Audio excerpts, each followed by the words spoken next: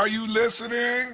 Welcome to another episode of the Nerf Report. My name is Bryant Chappelle, and on this week's episode, Ghost of Tsushima finally gets a release date. Stadia continues their weekly streak of brand new updates. We have a ton of Resident Evil 3 details to talk about, and with the hype for next-gen consoles reaching an all-time high, we need to talk about gamer entitlement. But before we get into any of that, your top headlines.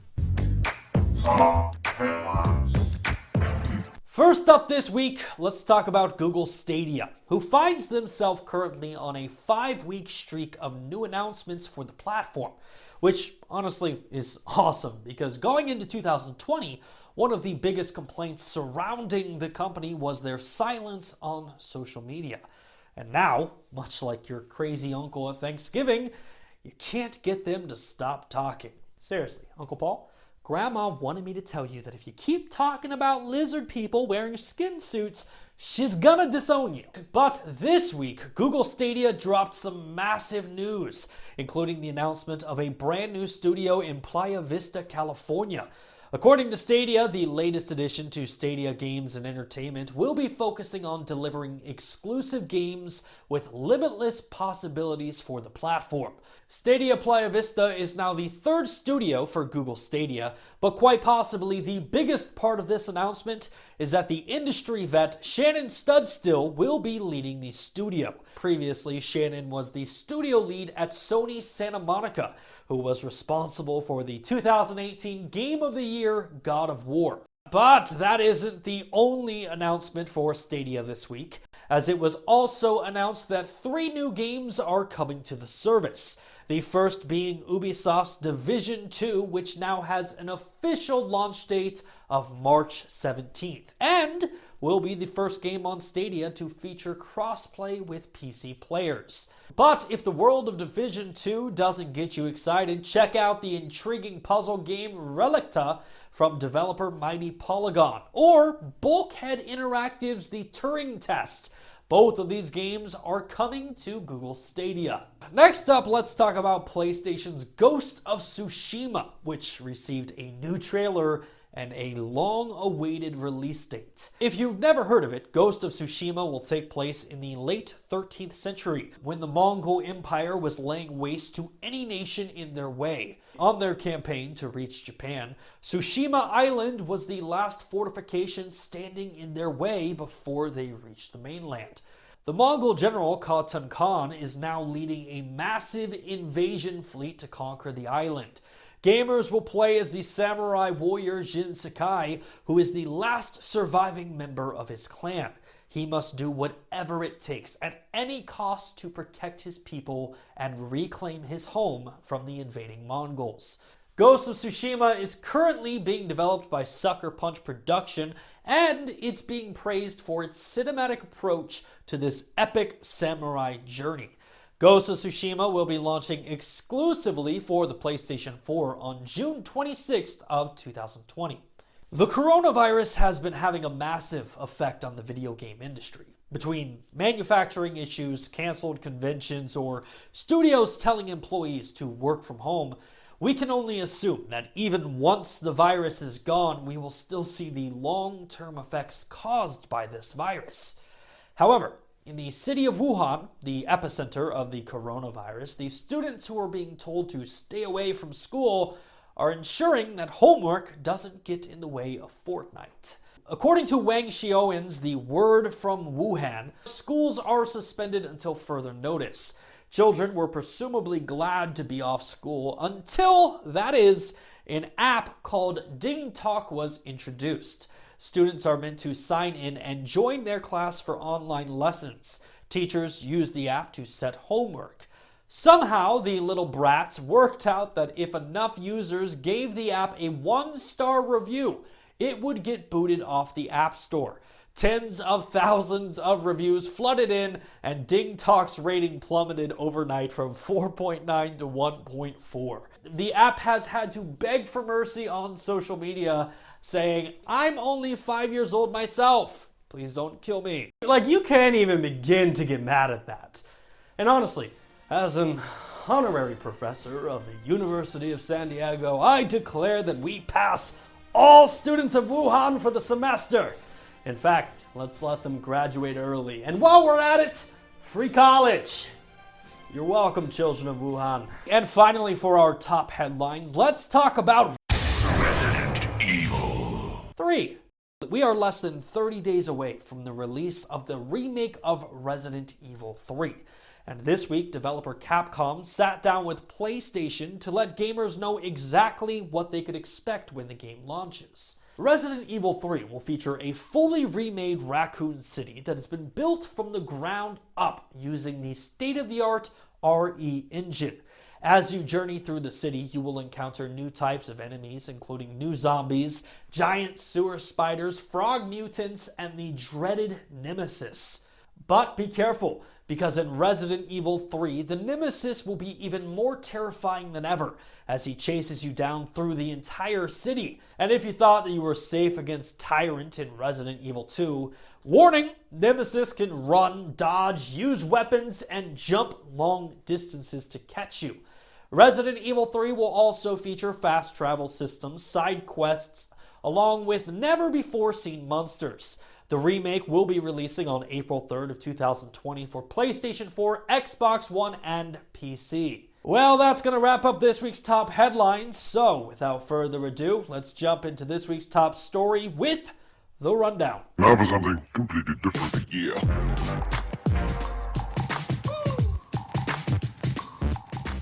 One of the biggest questions for the upcoming PlayStation 5 is, where the hell is it?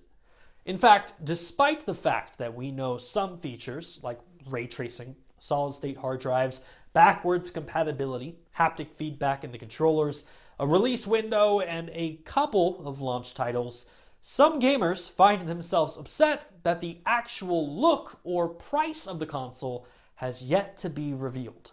In fact, the gamers' impatience towards the PlayStation 5 has reached an all-time high. So much so that some gamers are posting the following message after every tweet from PlayStation. The state of f***ing patience. I'm so f***ing tired of waiting. I've been f***ing waiting forever. Please, Sony, Jim Ryan, end the f***ing suffering and give me what I f***ing want. The thirst of PlayStation 5 news is killing me. I need the f***ing hype. Please, I need to know how my PlayStation 4 f***ing library will run on my f***ing next gen. I want to see the f***ing teraflops. Feed me. Fucking feed us, because my weakness is making me f***ing die inside. And while I get that this is an attempt at comedy, it brings light to a much bigger issue. Gamer entitlement. Recently, gamer entitlement has led to the unnecessary rage or anger towards people in the video game industry. A developer's silence is often met with an onslaught of angry tweets, damning Reddit threads, or the ever-dreaded review bombing on Steam. And it's funny to me, because the one thing that gamers hate the most is a sloppy launch. Yet, here we have PlayStation, who has repeatedly said we are not ready to talk about the next gen, and yet some gamers are just going for the jugular, being like, I don't care! Give me those teraflops! Like, ask yourself an honest question. Would you rather PlayStation come out and lay out all the details for the PlayStation 5 on the table and sell you on why exactly you need this console? Or would you rather Jim Ryan come out on stage when they're not ready and oversell you on the console's potential and just disappoint you on what you will actually be receiving? And I fully understand a lot of this rage is spurred by PlayStation's competitor Xbox revealing all of the details regarding their next-gen console. So for some PlayStation fans, they're upset that gamers on other platforms have more good news than they do. But gamer entitlement isn't just a PlayStation issue. In fact, this week, Victoria Tran, the communications director at Kitfox Games, posted about a recent interaction they had with a gamer who was upset with their company's silence. Victoria wrote, "An upset gamer at PAX came to tell me about a game's recent launch and how bad the community management was because of their non-explanations. They calmed down a bit when I told them why I thought this was happening. Here's why comm devs sometimes have to be vague or quiet about the subject. Even we don't have answers. Some bugs, delays, whatever take time and resources to explore. Sometimes the dev teams literally have no clue why something's broken, or they have had no time to work on it. We can't make up an answer to make you happy. That's even worse. There's also legal issues. We are all bound by contracts. It could range from anything like platforms or brand deals, but sometimes we literally can't tell you things because of legal stuff. And we are not allowed to say it's because of legal stuff either. Look, sometimes devs will code a game, ship it, learn of a bug, and oh no. Fixing it will require months of work with unjustified or unclear payoffs, or it's legit so broken it won't work. Sometimes, if we try to explain why something can't be fixed, we need to reveal private finances, biz stuff, etc. Fixes are rarely standalone problems. They're often wrapped up in a myriad of problems that are too complicated to explain. Bottom line, devs want you to enjoy their game. No dev is trying to make you hate them.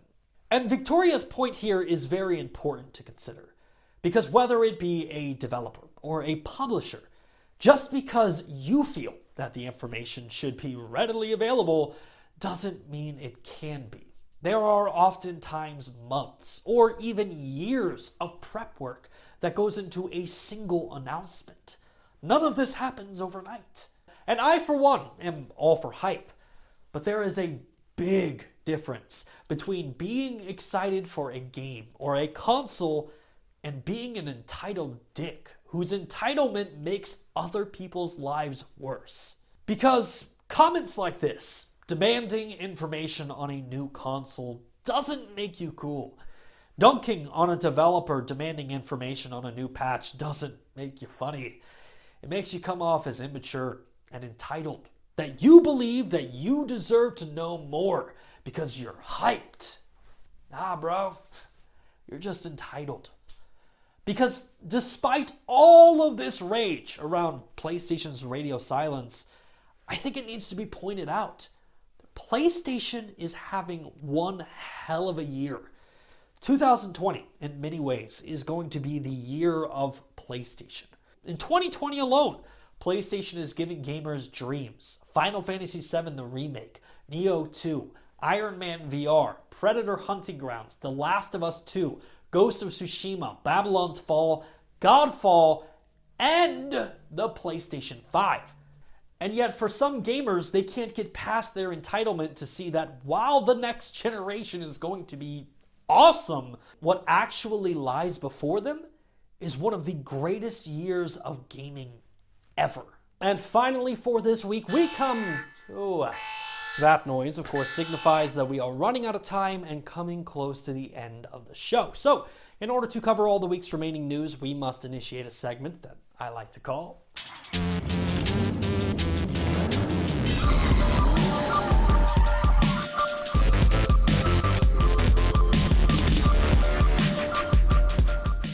Every single week, we have so much news to talk about and so little time to do it. So we take all the week's remaining news, put 60 seconds on the clock, and try to cover it as fast as humanly possible without running out of breath, passing out, or dying!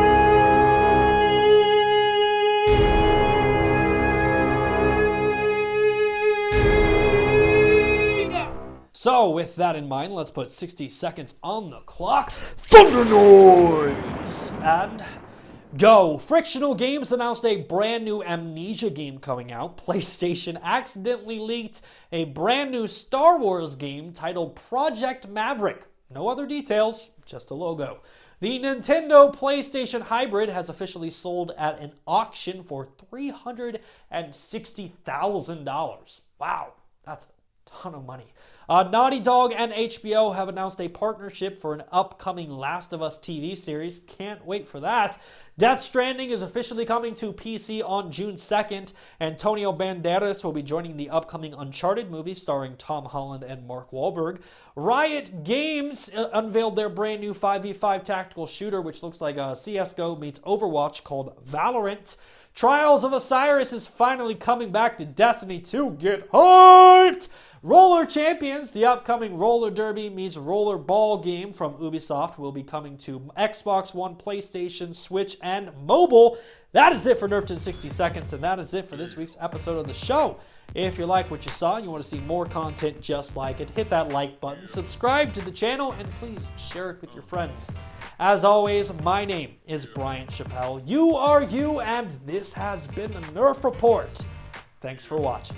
Hey, thanks again for checking out our channel. If you like what you saw and you want to see more content just like it, hit that subscribe button, like the video, and please share it with your friends.